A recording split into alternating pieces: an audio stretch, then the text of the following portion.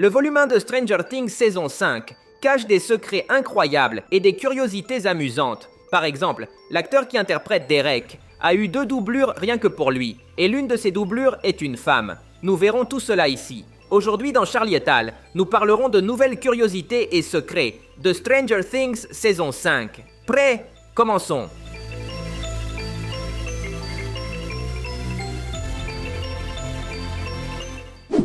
Le petit Derek est l'un des rares acteurs de la saison à avoir eu 2 doublures de risque. Nous pouvons les voir tous ensemble sur cette photo. Et si nous faisons attention, l'un d'eux est une femme. Ce qui est amusant, c'est qu'ils ont utilisé cette doublure pour des scènes aussi simples que celles où Derek court. Il y a une explication. À Hollywood, il est interdit aux mineurs de participer à des journées de tournage de plus de 4 heures. C'est pourquoi ils utilisent 2 doublures pour Derek, même pour des scènes simples.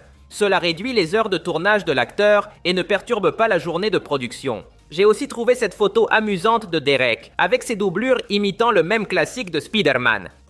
En raison de la sortie de la saison 5, Google a conçu un mini-jeu interactif. Pour y accéder, il suffit de taper Stranger Things sur Google. Un dé apparaîtra automatiquement, comme ceux du jeu Donjons et Dragons. Si tu touches ce dé, tu le verras rouler, puis tout ton écran de recherche se transformera en une version alternative similaire à l'Upside Down.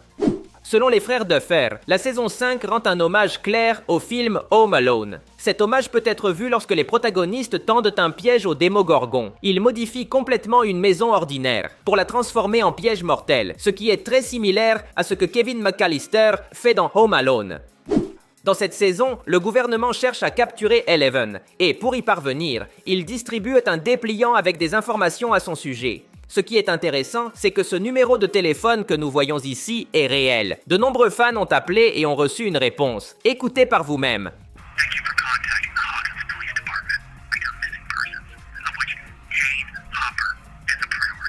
Lors de l'appel, une voix enregistrée répond essentiellement qu'il est prioritaire pour le gouvernement de découvrir où se trouve Jane Hopper et que si tu sais quelque chose à son sujet, tu dois le signaler. Quand la petite Holly arrive dans le monde magique créé par Henry, elle cherche une nouvelle tenue et finit habillée en bleu avec une capuche marron. Son apparence est identique à celle de la figurine que Mike lui a offerte dans le chapitre 1. Celle-ci appartient au jeu Donjons et Dragons, et Mike lui avait dit que c'était une clerc. Selon Mike, les clercs peuvent ouvrir des portes interdimensionnelles pour se transporter où ils l'imaginent. La série relie Holly à la clerc, tant par l'apparence que par les capacités. Rappelons qu'elle a trouvé Max dans l'esprit de Vecna et qu'elle va maintenant l'aider à s'échapper. Fondamentalement, Holly fera la même chose que la Claire, créer un pont pour qu'elle puisse fuir hors de cette dimension. La saison 5 a changé beaucoup de choses dans le canon de la série. Par exemple, l'origine du château Byers, le refuge de Will, que nous avons connu au début de la série. Lorsque Will obtient ses pouvoirs, on nous montre un souvenir de la manière dont il l'a construit avec son frère Jonathan lors d'une journée ensoleillée et heureuse. Cependant, dans la saison 2, on nous avait déjà raconté une origine différente. Jonathan avait dit qu'ils avaient reconstruit ce château la nuit où leur père avait définitivement quitté la maison. Jonathan avait même dit que cette nuit-là, il pleuvait à torrent. Ce n'était pas un jour heureux et ensoleillé. Cela change totalement le contexte de la scène. L'histoire originale présentait le château comme une manière de supporter la douleur de l'abandon de leur père. Mais la nouvelle version le montre simplement comme un souvenir heureux.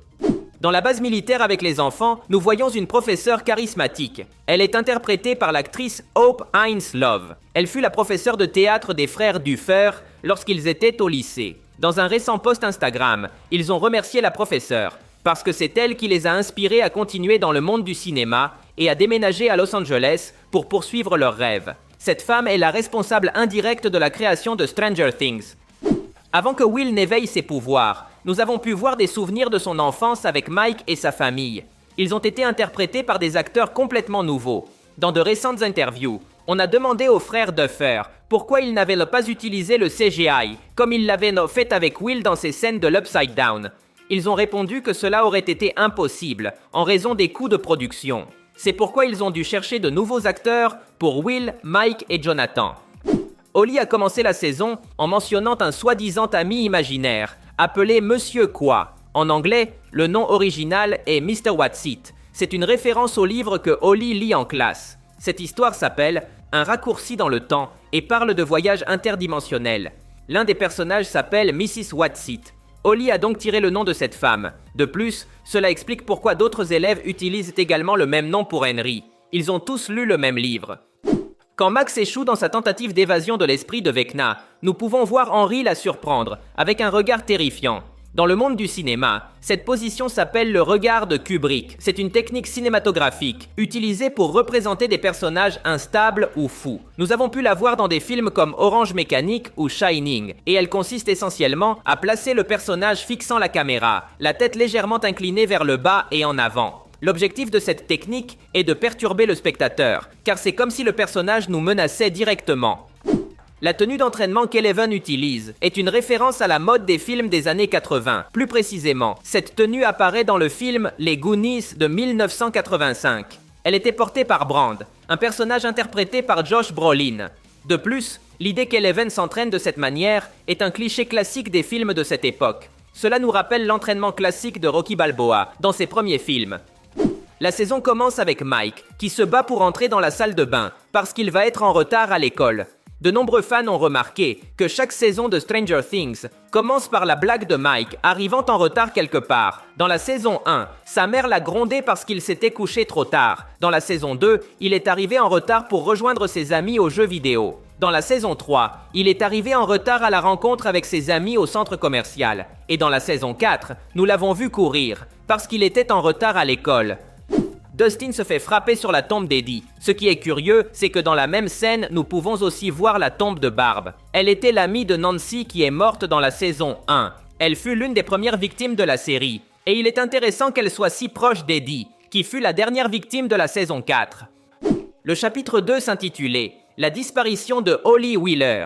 C'est une référence claire au premier épisode de la série, qui s'appelait « La disparition de Will Byers ». Selon les frères Duffer, le lien ne réside pas seulement dans le nom, mais ils voulaient raviver l'essence des premières saisons, ce qui était impossible, car les protagonistes ont déjà grandi. C'est pourquoi ils ont donné tant d'importance à Holly.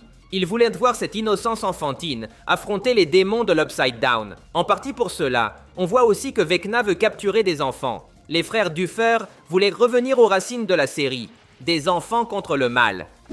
Lorsque Jonathan et Steve recherchent le signal de Hopper, nous remarquons qu'ils s'arrêtent lorsqu'ils arrivent au numéro 88, puis repartent. C'est une référence à la saga Retour vers le futur. Dans ces films, la voiture DeLorean devait atteindre 88 miles par heure pour voyager dans le temps. Ce n'est pas la seule référence à la saga. Dans une autre scène, Robin mentionne même le convecteur temporel, l'outil qui permet les voyages dans le temps. C'est tout pour aujourd'hui. Si vous avez aimé la vidéo, cela m'aiderait beaucoup que vous laissiez un like. Ce serait légendaire.